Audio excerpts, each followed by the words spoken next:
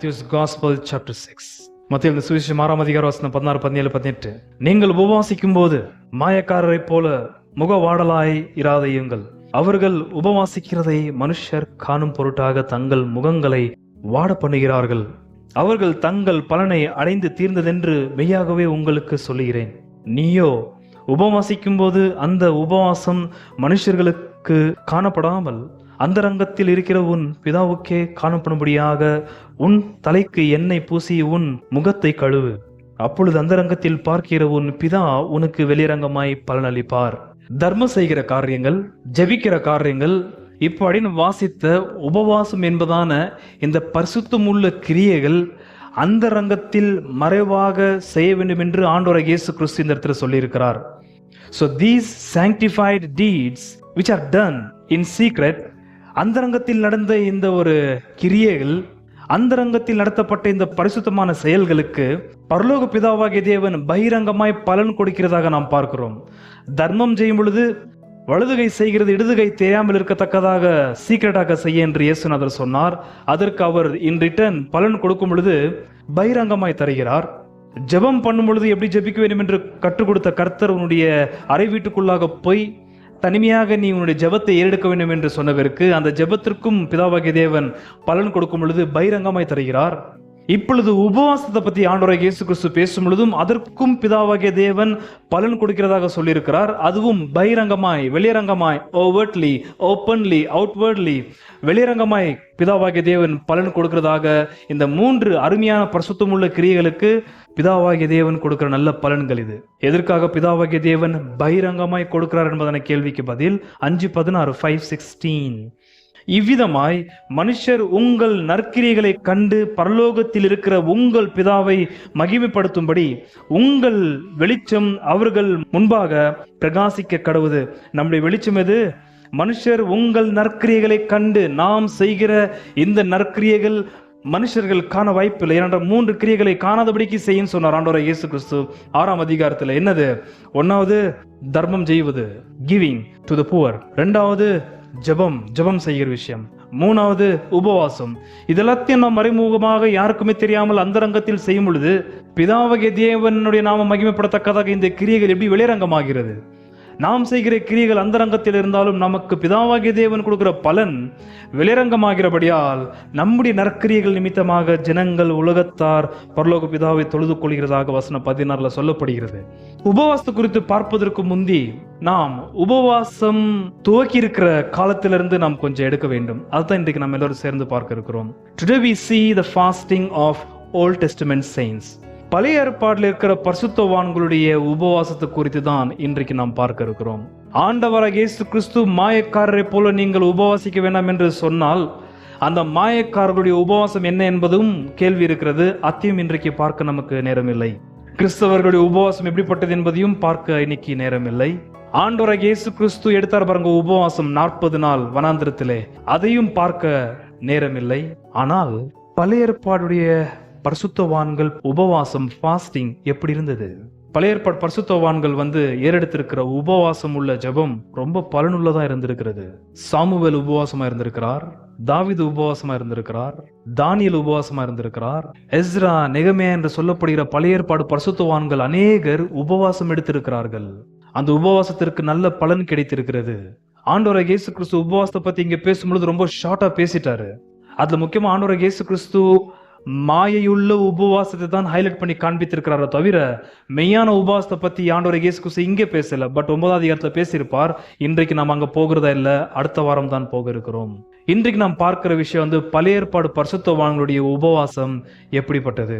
பழைய ஏற்பாடுல இருக்கிற பரிசுத்தவான்கள் ஏறெடுத்த ஒரு உபவாசத்தை எடுத்து பார்க்க வேண்டும் என்றால் நமக்கு வாரக்கணக்காக நாட்கள் தேவைப்படும். அவங்களுடைய உபவாசத்தின் முறைமையை நாம் கடைபிடிக்க வேண்டும் என்றால், உதாரணத்துக்கு தானியேலுடைய உபவாசம் எடுத்துக்கொண்டால் அவருடைய உபவாசம் குறிப்பிட்ட நோக்கத்திற்காக அவர் சாம்பல் பூசிக்கின்னு, கட்டை கட்டிக்கின்னு, புசிக்காமல் குடிக்காமல் தன்னுடைய சரீரத்தை குன்றி போக செய்து அவர் ஜெபத்தை ஏறெடுக்கிறார். பழைய ஏற்பாடுல உபவாசம் எப்படி எடுக்க வேண்டும் என்று பழைய ஏற்பாடுல வெளிப்பட்ட தேவன் எப்படி பழைய ஏற்பாடு பரிசுத்தவான்களுக்கு முக்கியமாக யூதர்களுக்கு வெளிப்படுத்தினார் என்றது மாத்திரம் இன்றைக்கு நான் உங்களுக்கு சொல்லி முடிக்க விரும்புகிறேன். அந்த ஒரு வெளிப்பாட்டோடு, அந்த வெளிச்சத்தோடு கூட நம்ம 6ஆம் அதிகாரத்திற்குள்ள போனோமே ஆனால் கொஞ்சம் தெளிவாகும் அடுத்த வாரம். ஆகையால் பரிசுத்தவான்களுடைய உபவாசம், பழைய ஏற்பாடு பரிசுத்தவான்களுடைய உபவாசம் தேவன் ரொம்ப பிரியமா அங்கீகரித்தார். அல்லது தேவன் பிரியமா அங்கீகரிக்கிற உபவாசத்தை பழைய ஏற்பாடு பரிசுத்தவான்கள் ஏறெடுத்தார்கள். இன்றைக்கு கிறிஸ்தவர்கள் அப்படி ஏறெடுப்பது கிடையாது. ஆகையால் பழைய ஏற்பாடு உபவாசம் எப்படி இருக்க வேண்டும் என்று பழைய ஏற்பாடுல வெளிப்பட்ட தேவன் வெளிப்படுத்தியிருக்கிறார் யூதர்களுக்கு. யோனா தீர்க்கதரிசி நினைவே என்பதன பட்டணத்துல போயிட்டு மனம் திரும்புதலுக்கு அடுத்த பயங்கரமான கர்த்தருடைய கோபாக்கினை பத்தி பேசி மனம் திரும்புதலுக்குள்ளாக நடத்தும் பொழுது அங்க நீங்க பாத்தீங்கன்னாக்கா நினைவில் இருக்கிற அதிபதிகள் முதற்கொண்டு எல்லோரும் உபவாசித்து சாம்பலை பூசிக்கொண்டு அழுது புலம்பினார்கள் என்று நாம் பார்க்கிறோம். எனக்கு யோனா அந்த மாதிரி. உபவாசத்தை குறித்து இன்றைக்கு நான் உங்கள் மத்தியில சொல்ல விரும்புகிறேன். பழைய ஏற்பாட்டுல ஒரு பகுதியில உபவாசத்தை பத்தி கர்த்தர் ரொம்ப டீட்டெயிலா பேசுவாரு. அதை மாத்திரம் ரொம்ப சீக்கிரமா நான் அன்ஃபோல்ட் பண்ணி கர்த்தருடைய வெளிப்படுத்த விரும்புகிறேன். Please turn your Bibles to Isaiah chapter 58. ஏசாயா 58க்கு உங்களுடைய வேதங்களை திருப்பிக் கொள்ளுங்கள். ஏசாயா தீர்க்கதரிசி சாதாரணமான தீர்க்கதரிசி கிடையாது. 4 ராஜாக்களுடைய காலங்களிலே அவர் தீர்க்கதரிசன ஊழியம் செய்த ரொம்ப பெரிய மனிதன். ஒரு ஊழியக்கார் சொல்ற வார்த்தை, ஏசாயாவுடைய வருஷங்கள் எவ்வளவு நாள் அவர் வாழ்ந்தார் என்பதான கேள்விக்கு அவர் சொல்ற பதில் 120 வருஷம் ஏசாயா வாழ்ந்திருக்கிறாராம். எனக்கு குறைஞ்சது 60 வருஷம் ஏசாயா தீர்க்கதரிசன ஊழியம் செய்திருக்கிறார், தன்னுடைய மனைவியாகிய தீர்க்கதரிசியை வைத்துக்கொண்டு. அற்புதமான மனுஷன் இந்த ஏசாயா. இந்த ஏசாயா 4 ராஜாக்களுடைய காலங்களிலே தீர்க்கதரிசன ஊழியம் செய்து 120 வயதுல வயது சென்ற நிலையில் அவர் செத்து போகவில்லை, வியாதிப்பட்டும் செத்து போகவில்லை. அவரை மனாசே என்று சொல்லப்படுகிற ராஜா அவரை மரத்தை வெற்று ஒரு ஆயுதத்தை எடுத்து அவருடைய வயித்தை அறுத்து எடுத்ததாக ட்ரெடிஷன் சொல்லுகிறது. இது குறித்து எபிரேய ஆசாரியர் 11ஆம் அதிகாரத்திலையும் சில பழைய ஏற்பாடு பரிசுத்தவான்கள் எப்படி விசுவாசத்திலே மரித்தார்கள் என்பதை சொல்லும் பொழுது இவரையும் சொல்லுகிறதாக சில பேர் அல்யூட் பண்ணுகிறார்கள் இருக்கலாம். ஆனால் ஏசாயா ரொம்ப வருஷம் வாழ்ந்துறவர். மோசே போல் 120 வருஷம் வாழ்ந்த மனிதன் ஏசாயா. எக்ஸாக்டான அவரோட காலாவதியை பற்றி சொல்லாமல் இருந்தாலும் அவர் பண்ண ஊழியத்தை பார்க்கும் பொழுது கண்டிப்பா 100 வருஷத்துக்கு மேல அவர் வாழ்ந்திருக்க வேண்டும். இந்த ஏசாயா உபவாசத்தை பத்தி கர்த்தர் பேசுகிறார். கொஞ்சம் நன்றாக கவனிக்கணும். பழைய ஏற்பாடு பரிசுத்தவான்கள் பண்ண உபவாசம் கர்த்தருக்கு ரொம்ப பிரியமா இருந்தது. அல்லது பழைய ஏற்பாடுல இருக்கிற யூதர்களுக்கு கர்த்தர் உபவாசத்தை எப்படி எடுக்க வேண்டும் என்று கற்றுக் கொடுத்திருக்கிறார். இது உங்களுக்கும் எனக்கும் ரொம்ப பிரயோஜனமான விஷயம் உபவாசம் என்பது. ஐசாயா வசனம் 5 நான் இப்போதைக்கு வாசிக்கிறேன். 58 verse 5. மனுஷன் தன் ஆத்மாவை ஒடுக்குகிறதும் தலைவணங்கி நாணலை போல் சாம்பலிலும் படுத்துக் கொள்கிறதும் எனக்கு பிரியமான உபவாச நாளா இருக்குமோ? இதை உபவாசம் என்றும் கர்த்தருக்கு பிரியமான நாள் என்றும் சொல்லுவாய். இங்க உபவாசம்ன்ற வார்த்தை வருது அடிக்கடி. அந்த 58ஆம் அதிகாரத்துல இந்த உபவாசம்ன்ற வார்த்தை வந்துட்டு இருக்கும். உபவாசம் என்பதான வார்த்தைக்கு அர்த்தம் சூம் என்பதான எபிரேய வார்த்தைக்கு அர்த்தம் கவர் யுவர் மவுத், அதாவது சாப்பிடாதபடிக்கு வாயை அடைத்துக் கொள்வது என்பதான வார்த்தைக்கு அர்த்தம். சூம் என்பதான உபவாசம் என்பதான எபிரேய வார்த்தையுடைய அர்த்தம் அது. ஆண்டவராகிய கர்த்தர் இந்த இடத்திலே ஏசாயா நிமித்தமாக யூதர்கள், பொதுவாக இருக்கிற ஒட்டுமொத்த யூதர்கள், இந்த யூதர்கள் ஏறிடுகிற உபவாசத்தை கடைபிடிக்கிறது கர்த்தருக்கு கொஞ்சம் கூட பிரியம் இல்லாததை சொல்லுகிறார். அதுக்கப்புறம் அவருடைய பிரியமுள்ள உபவாசத்தை பத்தி பேசுகிறார். அதை நான் ஷார்ட்டா சொல்றேன். பிரியமுள்ள அவருடைய உபவாசத்தை பத்தி பேசும்பொழுதுதான் பரிசுத்தவான்கள், பழைய ஏற்பாடு பரிசுத்தவான்கள் ரொம்ப அற்புதமாய் அதை கடைபிடித்தார்கள். அற்புதமான ரிசல்ட், நல்ல ஒரு பதிலையும் கர்த்தரிடத்திலிருந்து அவர் பெற்றார்கள் ஸ்பான்டனியஸா. ஆகையால் தான் இந்த உபவாசத்தை குறித்து உங்கள் மத்தியிலே அடையன்னு சொல்ல விரும்புகிறேன். இந்த யூதர்கள் உபவாசத்தை எடுக்கும் நாளிலே செஞ்ச காரியங்கள் கர்த்தருக்கு கொஞ்சம் கூட பிரியமில்லை. நீங்கள் நானும் உபவாசம் எடுப்பது பழக்கம் இருக்குதா என்னன்னு தெரியல. எவ்வளவு பேர் உபவாசிக்கிறீங்க? பைதவே, எந்தெந்த காரணங்கள் நிமித்தமாக நீங்களும் நானும் உணவை சாப்பிட மறுக்கிறோம்? உணவு சாப்பிடுறது வெறுக்கிறதுக்கான காரணங்கள் என்ன? Number 1, very good. எதுக்காக எடுக்கிறதுல? சிக்னஸ். நீங்க வியாதி படுக்கையா இருக்கும் பொழுது உங்களால எல்லாம் சாப்பிட எடுத்துக்க முடியாது. அதிகமா வேலை இருந்தாக்கா சாப்பிட முடியாது. வயது சென்ற முதியோர்களுக்கு என்னதான் அவங்களுக்கு சாப்பிட ஆசை இருந்தாலும் அவங்க உடல் உணவு அதிகமாக எடுத்துக்கொள்ள முடியாது. ஃபைட்டிங். உங்க வீட்டில் ஏதாவது சண்டை வந்தாக்கா நீங்களும் நானும் உணவை தவிர்ப்பதற்கு அநேக காரணங்கள் உண்டு. அந்த எல்லா காரணத்தையும் கர்த்தர் உபவாசமா எடுத்துக்கொள்வது கிடையாது. That's a point. நீங்கள் நானும் சாப்பிடாம இருக்கிறத ஒரு ஃபாஸ்டிங் என்பதான பேர் வந்தால் அந்த ஃபாஸ்டிங்கை கர்த்தர் ஃபாஸ்டிங்கை எடுத்துக்கொள்வது கிடையாது. நீங்கள் நானும் உபவாசம் எடுத்தவருக்கு உபவாசம் எடுத்த நேரத்திலிருந்து நொடியிலிருந்து என்ன செய்கிறோம் என்பது அவருக்கு ரொம்ப முக்கியமா இருக்கிறது. யூதர்கள் உபவாசம் எடுத்து கர்த்தருக்கு பிரியமில்லாத காரியங்களை செய்தார்கள். உபவாசமா தான் இருந்தார்கள். கோணி அணைத்துக் கொண்டார்கள், சாம்பலை போட்டுக் கொண்டார்கள், தரையில படுத்தார்கள், தலை குனிந்தார்கள். அதான் வசனம் 5 சொல்லப்படுது. எல்லாமே உபவாசம் எடுத்து தங்களை தேவனுக்கு முன்பதாக எப்படி தாழ்த்தணுமோ அப்படி வெளியரங்கமாய் அவர்கள் செய்தார்கள். அதோடு கூட வேற காரியங்களையும் அவர்கள் செய்தார்கள். இத்தனை இப்ப ஷார்ட்டா சொல்ற கவனிங்கள். சொல்லி முடிச்சதுக்கு அப்புறம் கர்த்தர் விரும்புகிற உபவாசத்தை குறித்து நான் உங்களுக்கு சொல்ல விரும்புகிறேன். ரொம்ப முக்கியமானது இது. இவர்கள் பண்ண உபவாசத்தின் செயல்பாடுகளை கர்த்தர் சொன்ன வார்த்தை என்ன தெரியுமா? 58:1 வாசிக்கிறேன். 58:1 சத்தமிட்டு கூப்பிடு, அடுக்கிக் கொள்ளாதே, எக்காலத்தை போல் உன் சத்தத்தை உயர்த்தி என் ஜனத்துக்கு அவர்கள் மீறுதலையும் யாக்கோபின் வம்சத்தாருக்கு அவர்கள் பாவங்களையும் தெரிவி. மீறுதல், பாவங்கள் அப்படி சொன்னதுக்கு அப்புறம் கீழே வந்து சத்தமாக ஏசாயா பேசுற விஷயங்கள் எதை பத்தி என்றால் அவங்களுடைய உபவாசத்தை பத்தி. அப்ப அவர்கள் உபவாசம் எடுத்து என்னென்ன காரியங்கள் செய்தார்கள்? மீறுதல்கள், பாவங்கள். எப்போ? உபவாசம் எடுத்த பிறகு. ஆகையால உபவாசம் என்று சொன்ன ஒண்ணு வெறும் சாப்பாடு ஓரமா ஒதுக்கி வைப்பது மாத்திரம் அல்ல. உணவை ஒதுக்கி வைத்து நாம் செய்கிற சில விஷயங்கள் கர்த்தருக்கு அது உபவாசமா இல்லை என்பது அவர் பரிசோதிக்கிறார். கொஞ்சம் கவனிங்கள். உபவாச நேரத்தில் இவர்கள் பண்ண காரியங்கள். வசனம் 3, நாங்கள் உபவாசம் பண்ணும்போது நீர் நோக்காமல் இருக்கிறது என்ன? நாங்கள் எங்கள் ஆத்துமாக்களை ஒடுக்கும் போது நீர் அதை அறியாமல் இருக்கிறது என்ன என்கிறார்கள். இதோ நீங்கள் உபவாசிக்கும் நாளிலே உங்கள் இச்சையின்படி நடந்து உங்கள் வேலைகளை எல்லாம் கட்டாயமாய் செய்கிறீர்கள். உபவாச நாள நீங்கள் என்ன செய்கிறீர்கள்? உங்கள் இச்சையின்படி நடந்து. வசனம் 3, உபவாச நாளில் நீங்கள் உங்கள் இச்சையின்படி நடக்கிறீர்கள். என்ன உங்களுடைய இச்சை தெரியுமா? தயவுசெய்து புரிஞ்சுக்கங்க. கிறிஸ்தவர்களாகிய நாம் எடுக்கிற உபவாசத்தை பற்றி ஆண்டோட கிருபையால் அடுத்த வார வெளிப்படுத்த விரும்புவேன். அது எல்லாமே இதெல்லாமே அதில் ஒரே ஒரு விஷயத்தில் அடங்கிடும். ஏன்னா கிறிஸ்தவருடைய உபவாசம் எல்லாமே ஒரே விதத்தில் அடங்கின ஒரே ஒரு உபவாசம் தான் அது. ஆனால் பழைய ஏற்பாடு பரிசுத்தவான்கள் குறிப்பான விஷயத்திற்கு அவர்கள் உபவாசமா இருந்தார்கள். உங்களுடைய இச்சையின்படி நீங்கள் செய்கிறீர்கள். என்ன அவருடைய இச்சை? வசனம் 4 வாசிக்கிறேன். இதோ வழக்கும், முதலாவது வழக்கும், வாதுக்கும், துஷ்டத்தனத்தையுடைய கையினால் குத்துகிறதற்கும் உபவாசிக்கிறீர்கள். எதற்கு உபவாசிக்கிறீர்கள்? 3 things. 1வது வழக்குக்கும். என்ன வழக்கு? கிராப்லிங். ஒருத்தனை போட்டு மிதிக்கிறது, ஒருத்தனை போட்டு முறுக்கிறது, ஒருத்தனை போட்டு அடிக்கிறது, ஒருத்தனை போட்டு நெருக்கிறது. நீங்கள் உபவாச நாள்ல இந்த காரியங்களை நீங்கள் செய்கிறீர்கள். என்ன தெரியுமா? அது உபவாச நாள்ல இந்த உபவாசத்தை எடுத்த இந்த யூதர்கள் வட்டிக்கு காசு வாங்க போவார்கள். கான்டெக்சுவலாக யாருக்கெல்லாம் வட்டிக்கு பணம் கொடுத்தாங்களோ அவங்கள்ட்ட வட்டிக்கு காசு வாங்குறதுக்காக, இன்ட்ரெஸ்ட் கலெக்ட் பண்ணுவதற்காக போகும் பொழுது இன்ட்ரெஸ்ட் கொடுக்காத, வட்டிக்கு கொடுக்காத இருக்கிற ஆட்களை இவர்கள் கரத்தினாலே நெருக்குகிறார்கள். when ஃபாஸ்டிங் டே. இப்போ லென்ட் ரொம்ப பேர் அனுசரிச்சு வந்துன்னு இருக்கிறாங்க இல்லையா? 40 days. இங்கே பார்க்கலாம் என்ன உபவாசன்றது. நம்பர் 1 வழக்குக்கும், 2வது வாதுக்கும். Contention. Number 1 contention. Number 2 strife. அடிச்சு ஓட்டுறது. ஒருத்தங்கிட்ட இருக்கிறது எல்லாத்தையும் வந்து புடிங்கின்னு அவனை வெளியே ஏத்துறது. என்னைக்கு பண்ணிட்டு இருக்காங்க? உபவாசம் அன்னைக்கு. உபவாசம் அன்னைக்கு வட்டிக்கு கொடுக்காத அவனை அடிக்கிறது. உபவாசம் எடுக்கிற நாளில் வந்து வட்டிக்கு கொடுக்கலனாக்கா அவனை வீட்டை விட்டு வெளியேற்றி அவன்கிட்ட இருக்கிறது எல்லாமே அபகரித்து அவனை ஒரு டிசர்டரா மாத்துறது யூதர்கள் செய்து கொண்டிருக்கிறார்கள். எங்க நடக்குது? ப்ராமிஸ்ட் லேண்ட், கானான் தேசத்தில் நடந்து வருகிற ஒரு பொல்லாத காரியங்கள் இது. 3வது இதோ வழக்குக்கும் வாதுக்கும் துஷ்டத்தனத்தையுடைய கையினால் குத்துகிறதற்கும் உபவாசிக்கிறீர்கள். வா, நல்லா புரிஞ்சுக்கணும். வட்டிக்குற ஆட்களை நீங்கள் பார்த்தீர்கள் என்றால் அவர்கள் துஷ்டத்தன மனுஷனாய் மாறாவிட்டால் அவங்க கொடுத்த பணத்தை வசூல் பண்ண முடியாது என்று சொல்வார்கள்.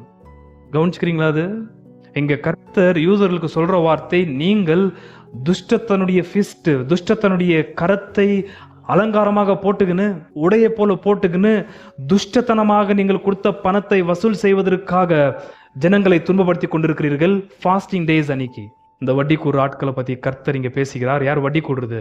யூதர்கள். எப்போ வட்டி கூட்டதை கலெக்ட் பண்ணத்தக்கதாக யூதர்கள் ஃபாஸ்டிங் அன்னைக்கு இந்த ஒரு காரியங்களை செய்து கொண்டு வருகிறதாக கர்த்தர் சொல்லுகிறார். வசனம் 5, மனுஷன் தன் ஆத்துமாவை ஒடுக்குகிறதும் தலைவணங்கி நாணலை போல் ரட்டிலும் சாம்பலிலும் படுத்துக் கொள்கிறதும் எனக்கு பிரியமான உபவாச நாளா இருக்குமோ? அது நீங்க கரெக்டா செய்றீங்க. உபவாச அன்னைக்கு வஸ்திரத்தை கழட்டிட்டு சாம்பலை போசிக்கின்னு தரையில வணங்கின்னு உங்களை தாழ்த்துறது போல எனக்கு முன்பதாக நீங்கள் செய்கிறீர்கள். ஆனால் ஜனங்களுக்கு விரோதமாக நீங்கள் செய்கிற காரியங்கள் உபவாச நாள் என்று நீங்கள் செய்கிற இந்த பொல்லாத காரியங்களை பார்க்கும் பொழுது இது எனக்கு உபவாசமா என்று கர்த்தர் கேட்கிறார். இது வந்து கான்டெக்ஸ்ட். ஓகே, மெய்யான உபவாசத்தை பத்தி சில நிமிஷங்களுக்குள்ளாக நான் சொல்லி முடிக்கிறேன்.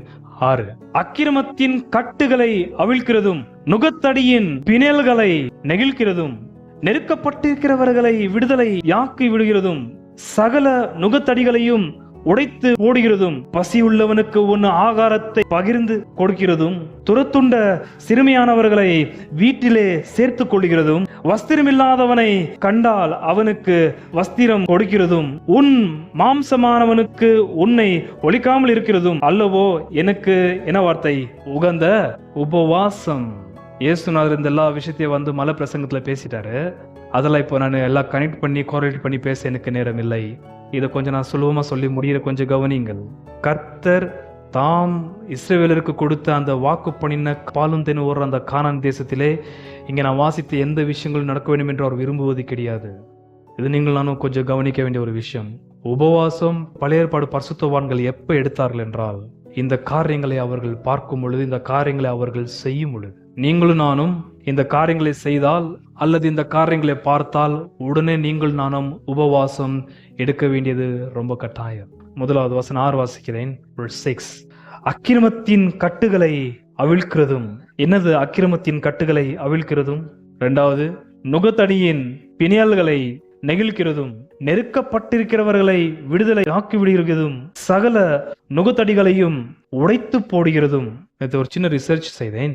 நம்ம இந்தியா தேசத்துடைய டிராபிகிங். ஓகே, உபவாசம் யூதர்கள் பண்றாங்களே இல்லையோ, நீங்கள் நானும் பண்ண வேண்டியது எந்த அளவுக்கு கட்டாயம் என்பது இந்த ஒரு செய்தி உங்களுக்கு கண்டிப்பாய் உணர்த்தும். உபவாசம் நீங்கள் நானும் எடுக்கும் பொழுது இந்த காரியங்களை செய்ததே ஆனால் அதை பாவத்தை அறிக்கையிட்டு நாம் உபவாசம் எடுத்து சரி செய்து கொள்ள வேண்டும். இல்லை, இந்த காரியங்கள் நம்ம கண்களுக்கு முன்பதாக நடக்கிறதை நாம் பார்த்தால் கண்டிப்பாக நீங்கள் நானும் உபவாசம் எடுத்து இந்த விஷயத்தை சரி செய்தால் ஒழிய வேற வழியே கிடையாது. ITPA, The Immoral Trafficking Prevention Act 1956 வந்தது. ஸ்திரீகளுக்கும் பெண்களுக்கும் அவங்களை யாரும் டிராபிகிங் பண்ணவோ, அவர்களை நாடு கடத்தவோ, அவர்களை வியாபாரம் செய்யவோ கூடாது என்பதற்கு.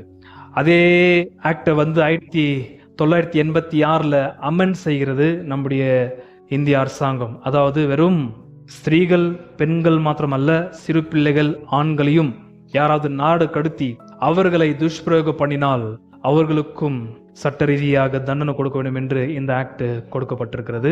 ஆனாலும் எனதான் சட்டங்கள் கொடுத்திருந்தாலும் அந்த சட்டத்தை மீறி செய்கிற காரியங்களை செய்துதான் வருகிறார்கள், செய்து கொண்டு வருகிறார்கள். அவர்கள் இந்த பெண் பிள்ளைகளையும் பெண் ஸ்திரீகளையும் பசங்களையும் நாடு கடத்தவோ அவர்களை வசப்படுத்தி கொண்டால், டிராபிக் செய்தால் என்னென்ன காரியங்களை செய்கிறார்கள் என்று ஒரு லிஸ்ட் கொடுக்குறாங்க. ஒன்னாவது வந்து செக்ஷுவல் எக்ஸ்ப்ளாய்டேஷன், அவங்களுடைய உடலை மற்ற ஆண்களுடைய உடல் இச்சைக்கு ஒப்பு கொடுத்து நாசமாக்குகிறது. 2வது வந்து ஃபோர்ஸ்ட் லேபர், அவர்களை அடிமைத்தன வேலைக்காக வைப்பார்கள். 3வது வந்து ரொம்ப மோசமான விஷயம் என்னவென்றால் பிச்சை எடுக்க வைப்பது. 4வது விஷயம், ஒரு பசங்களை ஹேண்டில் பண்ணிட்டாங்கனாக்கா ட்ரக்ஸ் மற்ற சப்ஸ்டன்ஸை ஜனங்களுக்கு டிஸ்ட்ரிபியூட் பண்ற வேலையில இவர்களை நன்றாக பயன்படுத்துகிறார்கள். இன்றைக்கு 2013 30% அதிகமாகிறதாக ஒரு ஸ்டாட்டிஸ்டிக் சொல்லுது. கர்த்தர் இவருடைய உபவாசத்தை வெறுத்ததற்கு காரணமே வந்து நான் உங்களுக்கு கொடுத்த பூமியில, நான் பாலும் தேனும் ஓடுற தேசத்தை உங்களுக்கு ஃப்ரீயா கொடுத்தேன். நான் கட்டாத வீடு, நடாத மரங்கள், கோபுரங்கள், மதில்கள் எல்லாத்தையும் உங்களுக்கு நான் ஃப்ரீயா கொடுத்தேன். நான் கொண்டு வந்து கொடுத்த யூதர்களுக்குள்ளே நீங்கள் பணத்தை வட்டிக்கு விட்டு அவங்கள நாடு கடத்தி அவங்கள வீட்டை விட்டு துரத்தி அந்த பெண் பிள்ளைகளை அடிமைகளாக வாங்கி, இது நெகேமியா புஸ்தகத்தை பத்தி பேசும்பொழுது இங்க பேசியிருக்கிறேன். நெகேமியா வால் கட்டும் பொழுது யூதருக்குள்ள நடந்த பெரிய பிரச்சனை. ஏசாயா இதெல்லாம் முன்னாடியே பார்த்து சொல்லிங்கிறார். ஏசாயா காலத்தில் நடந்திருக்குது. இது பெண்களை வந்து வாங்கிறது, கடன் கொடுக்க முடியல, வட்டி கட்ட முடியல என்று சொன்னோன்னா வீட்டில் இருக்கிற பெண்கள் அடிமைகளாக கொண்டு போயிடுறது, ஆண்களை வந்து அடிமைத்தனத்திற்கு வித்துடுறது, அவங்க வீட்டை வசப்படுத்திடுறது, வயதான கேள்விங்களை தூக்கிங்கன்னா துரத்தி விட்டுறது. இப்படி நான் கொடுத்த இந்த பூமியிலே இந்த பொல்லாத காரியங்களை செய்கிறதை நீங்கள் பார்க்கும் பொழுதும் உபவாசமாக இல்லை. செய்கிற உங்களுக்கு உபவாசம் எடுத்து இந்த பாவங்களை அறிக்கையிட்டு விட்டுவிட வேண்டும் என்பதன தோற்றமும் உங்களுக்கு இல்லை. எனக்கு எந்த உபவாசத்திலே பிரியம் என்று கர்த்தர் கேட்கிறார். What fasting I have chosen, எந்த உபவாசத்தை நான் தேர்ந்தெடுத்திருக்கிறேன்? இதுக்கும் இந்த காட்சிகளுக்கும் இந்த செயல்களுக்கும் நாம் உணவை தவிர்க்கிறதுக்கும் என்ன சம்பந்தம்? கீழே பேசுற கர்த்தர் 7, பசி உள்ளவனுக்கு உன் ஆகாரத்தை பகிர்ந்து கொடுக்கிறதும் துரத்துண்ட சிறுமியானவர்களை வீட்டிலே சேர்த்துக் கொள்கிறதும், வஸ்திரமில்லாதவனை கண்டால் அவனுக்கு வஸ்திரம் கொடுக்கிறதும். அர்த்த வார்த்தை கவனிங்கள். உன் மாம்சமானவனுக்கு உன்னை ஒழிக்காமல் இருக்கிறதும் அல்லவோ எனக்கு என்ன வார்த்தை? உகந்த உபவாசம். இதுதான் நான் தெரிந்தெடுத்து கொண்ட உபவாசம். அந்த வார்த்தை தெரியுமா? அர்த்தம் மீனிங் தெரியுமா? இந்த கடைசி சொல்ற வார்த்தை பாருங்க. உன் மாம்சமானவனுக்கு, உங்களுடைய மாம்சமும் என்னுடைய மாம்சமும் இன்னொரு மனுஷனை பார்க்கும்போது அவனுக்கு நாயுது சரீரங்கிறதாக பாவிக்க கூடாது, அவனுக்கு மாட்டு சரீரங்கிறதாக பாவிக்க கூடாது, அவனுக்கு ஏதோ சர்ப்ப சரீரங்கிறதாக பாவிக்க கூடாது. கர்த்தர் ரொம்ப ஸ்ட்ரைட் ஆஃப் பாயிண்ட் பண்றாரு. அவருடைய விரலினால் ஆதாமும் ஏவாளும் உண்டாக்கின கர்த்தர் சொல்ற வார்த்தை, உன்னை போலவே அவனுக்கும் மாம்சம் உண்டு. அவனுடைய மாம்சத்திற்கு தேவையானதை கொடுக்கிற விஷயத்துல போய் ஓடிப்பி ஒழிஞ்சிக்காதன்றாரு கர்த்தர் இந்த இடத்திலே. உன்னை போலவே அவனுக்கு மாம்சம் இருக்கிறது, உன்னை போல உன்னுடைய சரீரத்தில் இருக்கிற அவயவங்கள் என்னெல்லாம் இருக்கிறதோ அதுவும் அவனுக்கும் இருக்கிறது, அவளுக்கும் இருக்கிறது. உன் சரீரத்தில் எப்படியெல்லாம் உணர்ச்சிகள் இருக்கிறதோ அதுவும் அவங்களுக்கு இருக்கிறது. உன் உடல்ல என்னெல்லாம் ஆசைகள் இருக்கிறதோ அதுவும் அவங்களுக்கு இருக்கிறது. உன் உடல்ல என்னெல்லாம் தேவைகள் இருக்கிறதோ அந்த தேவைகள் நீ பார்க்கிற மனுஷனிடத்திலும் இருக்கிறது. வஸ்திரம் இல்லாமல் இருக்கிறவனை பார்த்து போய் நீ ஒளியலாமா?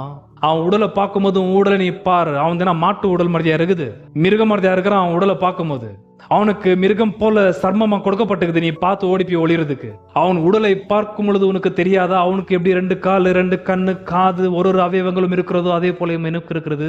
மூட வேண்டியதை மூடாம அவன் இருக்கிறான் நிர்வாணமாக. நீ எல்லாத்தையும் மூடிக்கொண்டிருக்கிறாய். உனக்கு தெரியத்தானே எது மூடணும் எது மூடக்கூடாது என்று.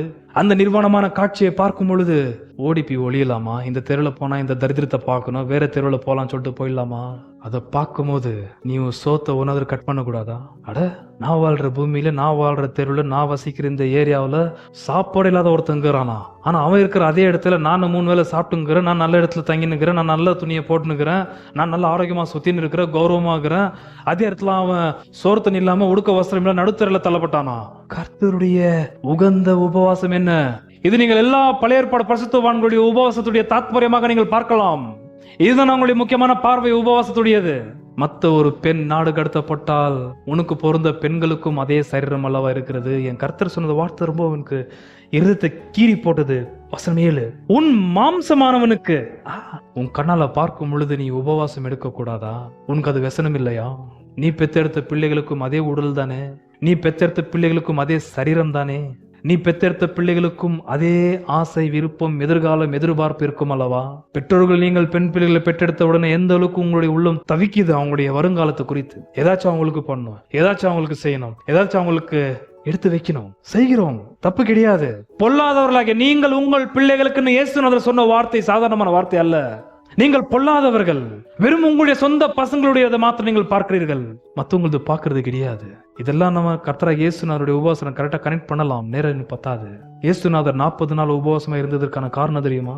எதற்காக ஒரு 40 நாள் வனாந்திரத்தில் உபவாசமா இருக்க வேண்டும்? இயேசுநாதர் வியாதிஸ்தர்களை சொஸ்தமாக்குவதற்கு முந்தைய ஒரு உபவாசமா இருந்தார். இயேசுநாதர் குஷ்டரோகிகளை சொஸ்தமாக்குவதற்கு முந்தைய ஒரு உபவாசமா இருந்தார். இயேசுநாதர் பிசாசு பிடித்தவன் நிர்வாணமாய் சுற்றி திரிவதற்கு முந்தி அவர் உபவாசமா இருந்தார். காரணம் என்ன? என்னை போலவே மாம்சம் உடையவன், என்னை போலவே சரீரம் உடையவன். ஆகையால் தான் எந்த வியாதிஸ்தரையும் கர்த்தராகிய இயேசு கிறிஸ்து சும்மா அனுப்பவில்லை. எந்த மோசமான கட்டத்தில் இருக்கிற பிச்சை எடுத்துக் கொண்டிருக்கிற யாரையும் கர்த்தராகிய இயேசு கிறிஸ்து சும்மா தாண்டி போகவில்லை. 38 வருஷமா திமிர்வாதக்காரனா படுத்திருந்தாலும் கர்த்தர் அவனை பார்த்துட்டு பரிதாபப்பட்டு போகவில்லை. அன்பானவர்களே, அவன் எதிர்பார்த்தானே எதிர்பார்க்கலையோ நேரடியா போயிட்டு அவனை சந்திக்கிறாரு. So when do we take God chosen fasting?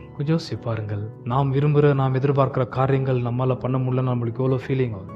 ஒருத்தனுக்கு வாழ்க்கை இல்லாத தரித்திர நிலையில ஒருத்தன் இருக்கும் பொழுது, ஃபர்ஸ்ட் ஆஃப் ஆல் அவனால வாழவே முடியாத பட்சத்துல ஒருத்தர் இருக்கும் பொழுது, போட வஸ்திரம் இல்லை, உண்ண ஆகாரம் இல்லை, கொடிய வியாதியில் இருக்கிறான், நடு தெருள் இருக்கிறான், தங்க இடம் இல்லை, தள்ளப்பட்டவனா இருக்கிறான். அவனையும் நாமையும் கொஞ்சம் இணைச்சு பார்க்கும் பொழுது அவனுடைய நிலைமை எவ்வளவு பரிதாபமானதா இருக்கிறது. அது யோசிக்கும் பொழுது நீங்கள் நானும் எப்படி 3 வேளை சாப்பிடலாம், எப்படி சாப்பிட்டு புசித்து சந்தோஷமாக வீட்டில் அதெல்லாம் கவனிக்காமல் ஒழுக போற போக்குல போய் கொண்டிருக்கலாம். கர்த்தர் எதிர்பார்க்கிற உபவாசம். நம்மை போலவே கர்த்தர் யாருக்கு சரீரத்தை கொடுத்திருக்கிறாரோ, சகோதரர்களா இருக்கலாம், சகோதரிகளா இருக்கலாம், அவங்களுடைய சரீரத்திற்கு ஏதாவது தீமை உண்டானால் நீங்கள் நானும் உபவாசம் அந்த விஷயத்திற்காக எடுப்பது ரொம்ப கட்டாயம். அந்த ஒரு உபவாசத்திலே கர்த்தர் ரொம்ப பிரியப்படுகிறதாக தெளிவாய் சொல்லப்பட்டிருக்கிறது. அதல்லவா நான் தெரிந்து கொண்ட உபவாசம்.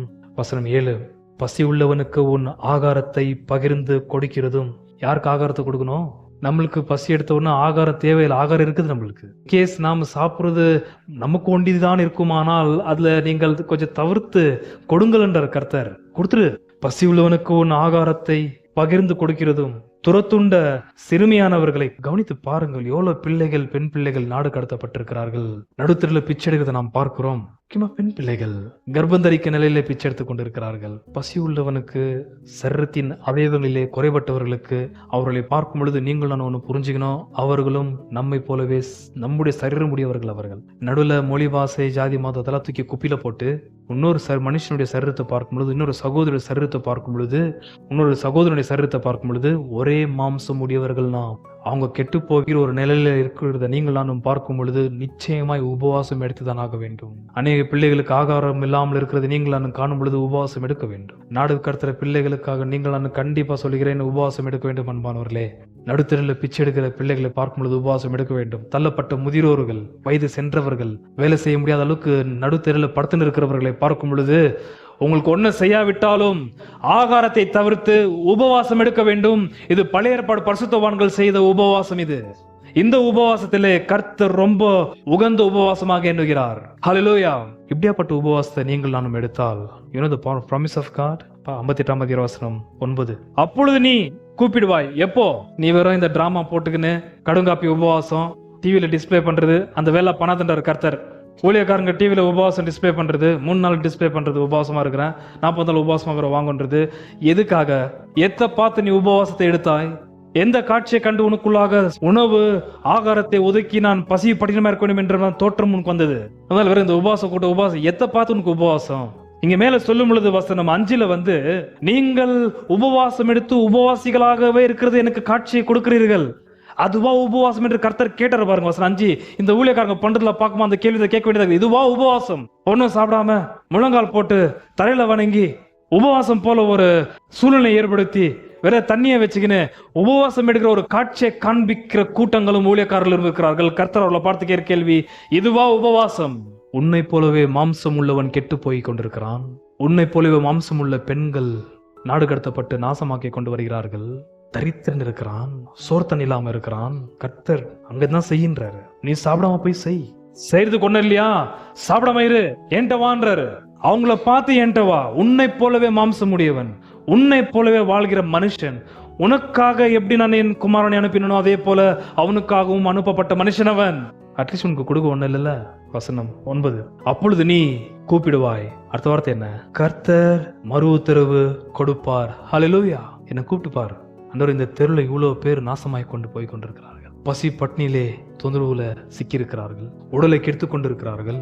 போதைப் பொருளால் தங்களுடைய வாழ்க்கையை கெடுத்துக் கொண்டிருக்கிறார்கள். அப்படியாப்பட்ட ஆட்கள் நீங்கள் நானும் பார்க்கும் பொழுது உபவாசம் எடுத்து நீங்கள் நம்மளால ஒன்னும் செய்ய முடியாது. சில நேரங்களிலே என்ன செய்ய முடியும்? மனுஷ ரீதியிலே மாம்சிகமாக நம்மளுக்கு அதிகாரம் இல்லை. ஆனால் பெரிய அதிகாரி ஒருவர் இருக்கிறார், பெரியவர் ஒருத்தர் இருக்கிறார்.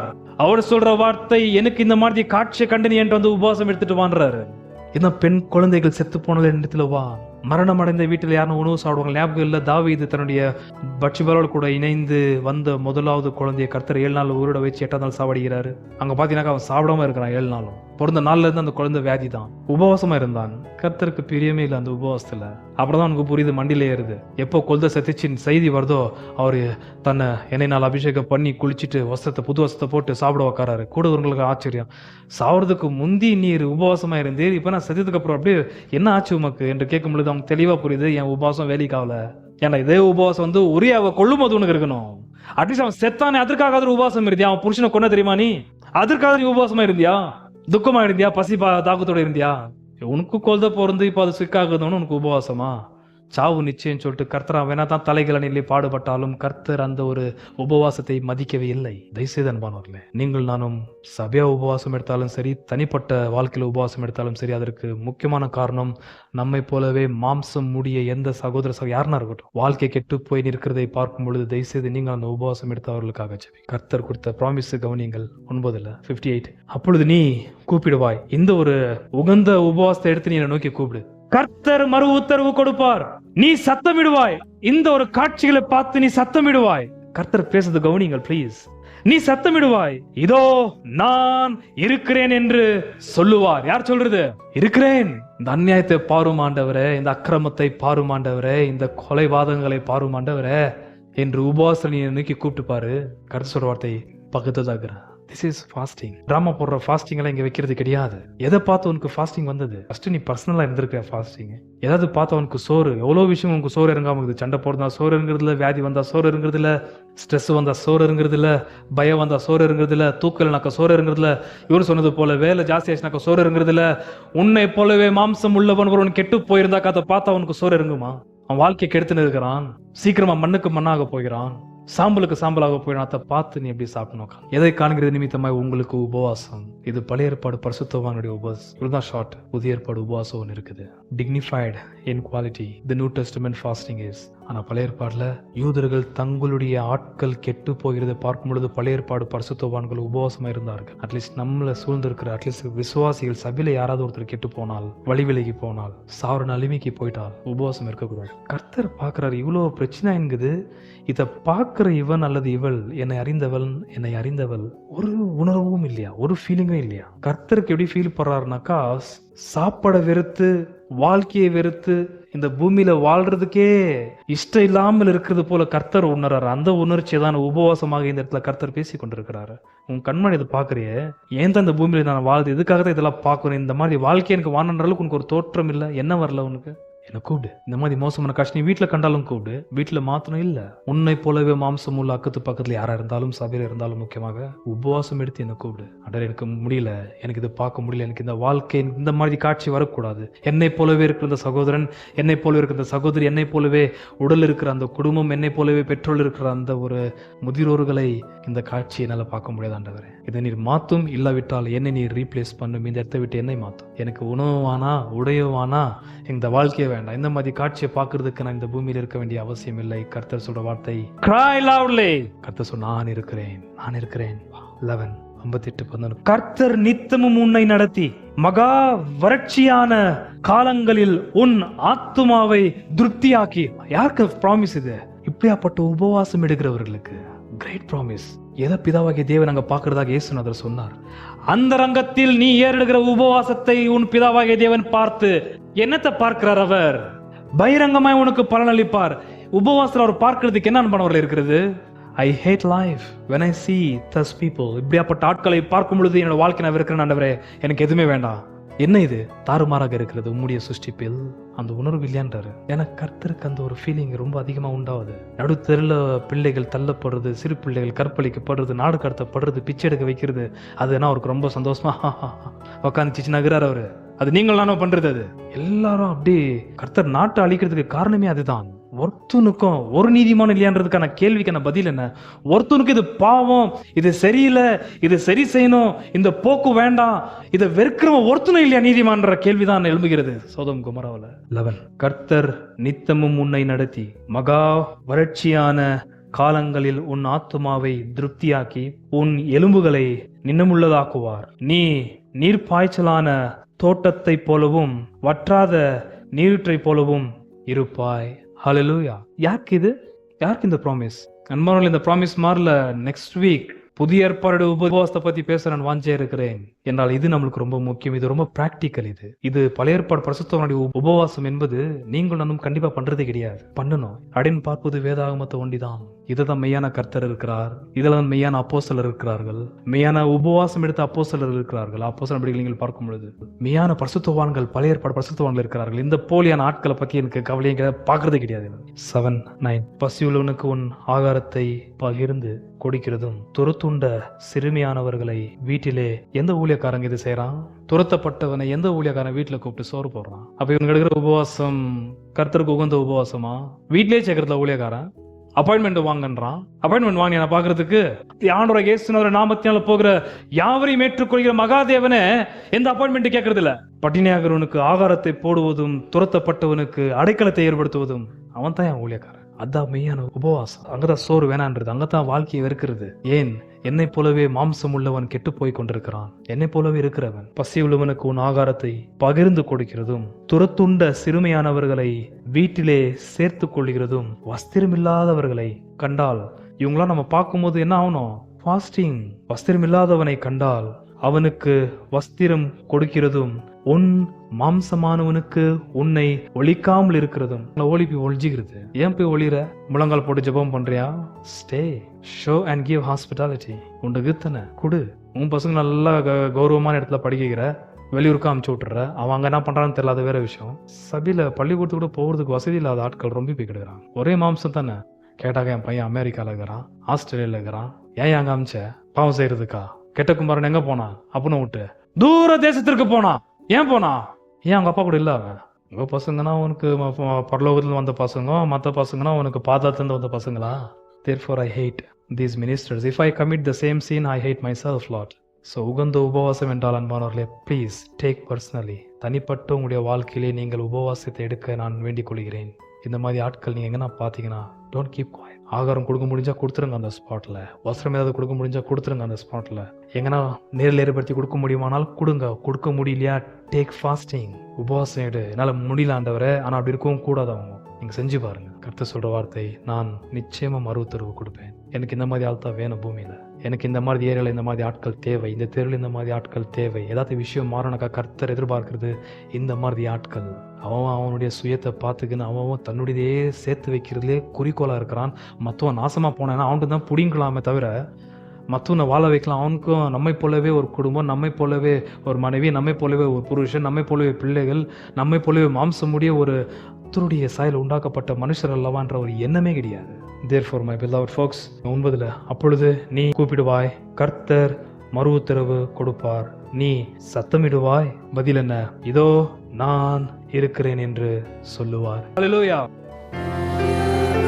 நீ குயவனே, படைப்பின் காரணரே, களிமண்ணான என்னையுமே கண்ணோக்கி பார்த்திருமே.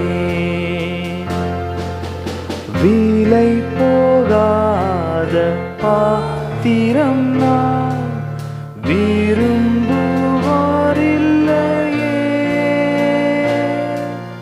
விலையில்லா உம் கிருபையால் உகந்ததாக்கிடுமே. விலை போகாத பாத்திரம் நான் விரும்புவாரில்லையே.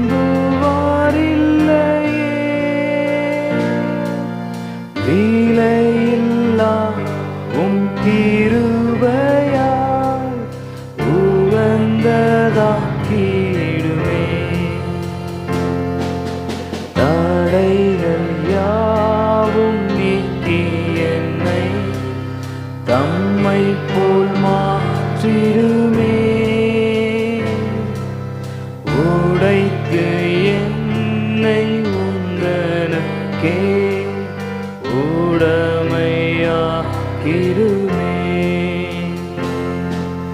குயவனே, குயவனே, படைப்பின் காரணரே, களிமண்ணான என்ன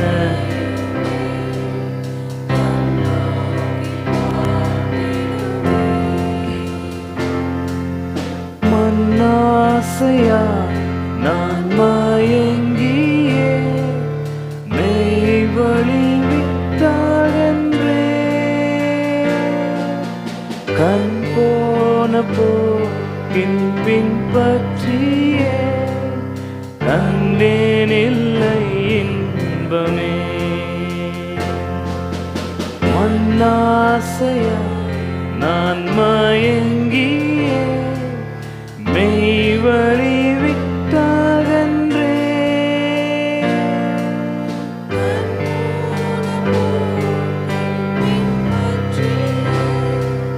கண்டேனில்லை இன்பமே. காணாமற் போன பாத்திரம் என்னை தேடி வந்த தெய்வமே.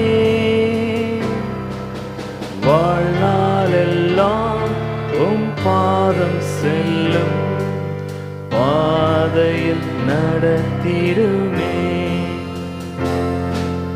தூயவனே தூயவனே படைப்பின் காரணரே,